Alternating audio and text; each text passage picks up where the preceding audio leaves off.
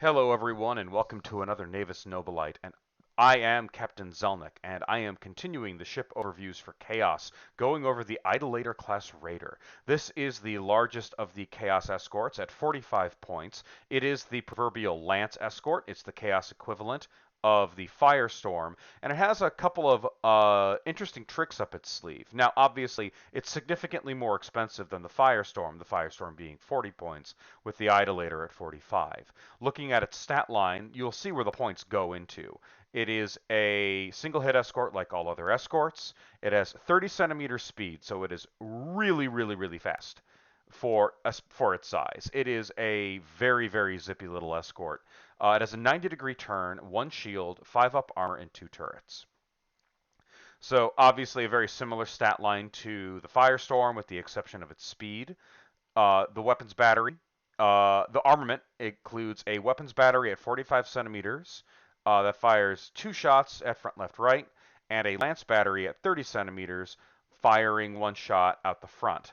And it has the special ability that it does not suffer a column shift for firing over 30 centimeters.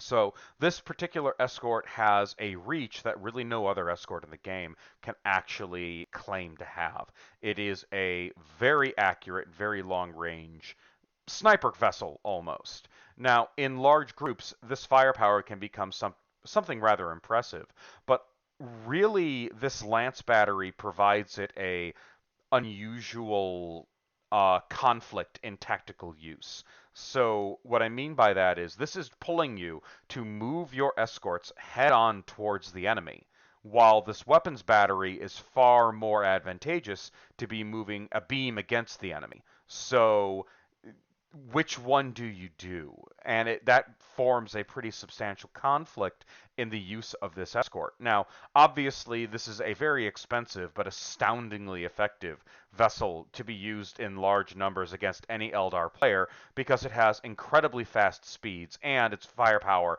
can shoot outside the firepower range of an Eldar ship.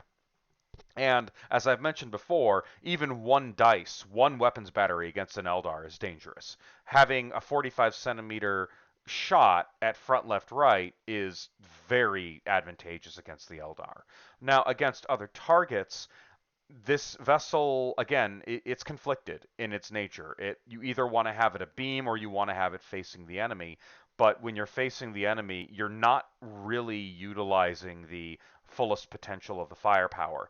A strength, uh, a strength 12 weapons battery, if you have 6 of them, is not that inspiring of a salvo, especially for the points that you're paying for it. So I have seen this used basically as firing support for closer in cruiser vessels to knock down shields while other ships, destroy things with close range firepower. I've seen people use this as a wolfpack killer with its lance, never really taking advantage of the long range. I feel like this vessel was a multi-tool that never really saw the light of use, or never really saw the light of day in its design, because ultimately, while it looks really cool and the minis look ridiculous with a giant skull for a turret on half of them, I really don't see them because these just the firepower is so conflicted. Now, if the lances were in the place for having the 45 centimeter and the front, left, right, it would be a far more viable vessel. But in the way that it is, you can do pretty much the same thing, if not better, elsewhere in your fleet.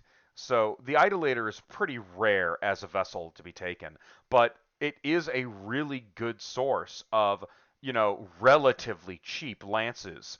Though lances, especially at higher ranges, are at no really don't have a problem in the Chaos fleet. So that's the Idolator. It's a bit of a mixed bag. If you like the way it looks and you like the way it plays, by all means take a group of them. But I've always felt that you can get better for cheaper. So that's all for this video. I'll see you all when I talk about the Infidel.